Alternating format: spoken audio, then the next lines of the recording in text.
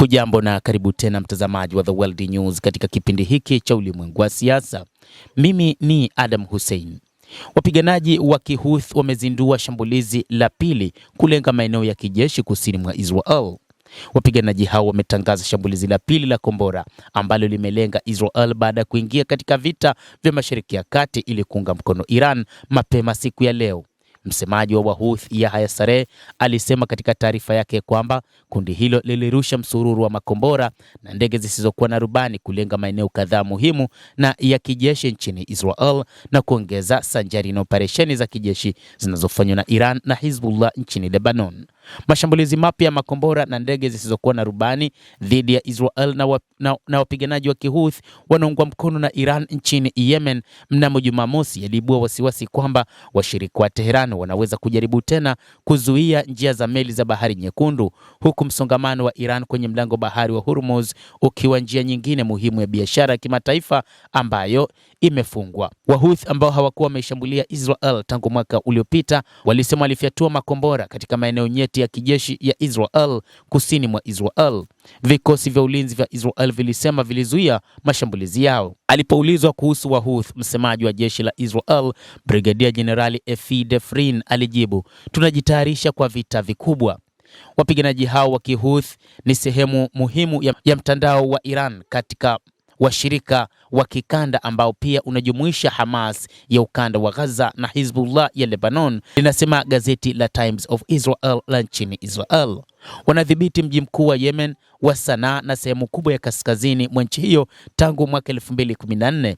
Wamepigana vita vya wenyewe kwa wenyewe dhidi ya serikali inayotambuliwa kimataifa ambayo inaungwa mkono na muungano unaoongozwa na Saudi Arabia. Tofauti na makundi mengine ya upinzani kama vile Hezbollah na wanamgambo wanaounga mkono Iran nchini Iraq, wapiganaji hao wa Kihouthi walikuwa wamezuia moto kwa karibu mwezi mmoja baada ya Marekani na Israel kuanzisha kampeni ya kulipua Februari 28 mwaka uliopita.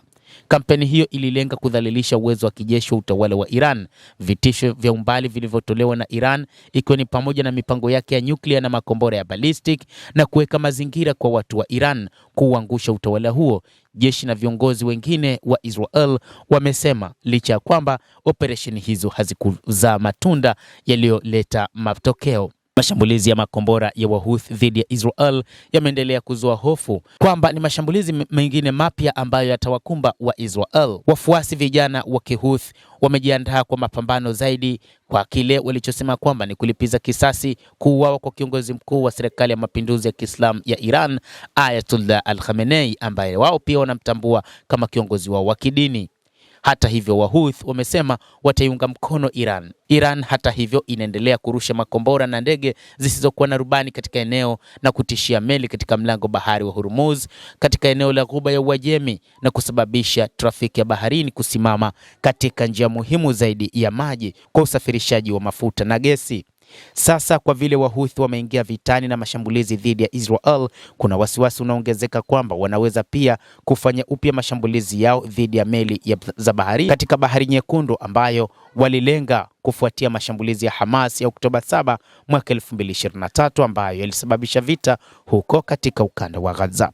Hatua kama hiyo ingevuruga zaidi soko la bei ya nishati ambazo zingetikiswa na kufungwa kwa mlango bahari wa Hormuz ambao takribani 20% ya mafuta ulimwenguni husafiri kupitia njia hiyo.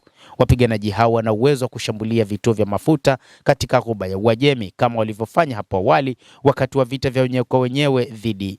Wahouthi wataruka kwa ukali. Wapiganaji hao walisema hawataruhusu Marekani na Israel kutumia Bahari Nyekundu kufanya mashambulizi dhidi ya Iran. "Vidole vyetu vipo kwenye kichochezi," Brigadia Jenerali Yahya Saree, msemaji wa jeshi la Wahouthi, alisema katika taarifa yake. Mashambulizi ya Wahouthi hayataongeza bei ya mafuta tu bali pia yatavuruga usalama wote wa baharini. Wachambuzi wa masuala ya kimataifa wanaeleza wakisema kwamba mgogoro huu wa kimataifa umekuwa na athari kubwa na athari haitokuwa katika soko la nishati tu. Tangu kufungwa kwa mlango bahari wa Hormuz, Saudi Arabia imekuwa ikitumia mamilioni ya mapipa mafuta ghafi kwa siku kupitia Bab el-Mandeb katika nchi ya kusini mwa Arabia, lakini sasa eneo hili linaonekana litakuwa limezuiwa tena na wapiganaji wa Kihouthi. Takribani 12% ya biashara ulimwenguni hupitia katika Suez, ikijumuisha mafuta na gesi asilia, nafaka na kila kitu kutoka kwa vifaa vya kuchezea hadi vya kielektroniki. Itakuwa mbaya kwa nchi nyingi, wanasema wachambuzi wa mambo, ikiwa tutaona shinikizo zaidi kwa Iran au kuna ongezeko lolote la Wahouthi ambao wataruka kwa ukali. Hali itakuwa mbaya zaidi katika eneo hilo. Naitwa Adam Hussein, endelea kuwa nasi wakati wote, lakini usisahau kulike, kucomment na kusubscribe channel yetu hii.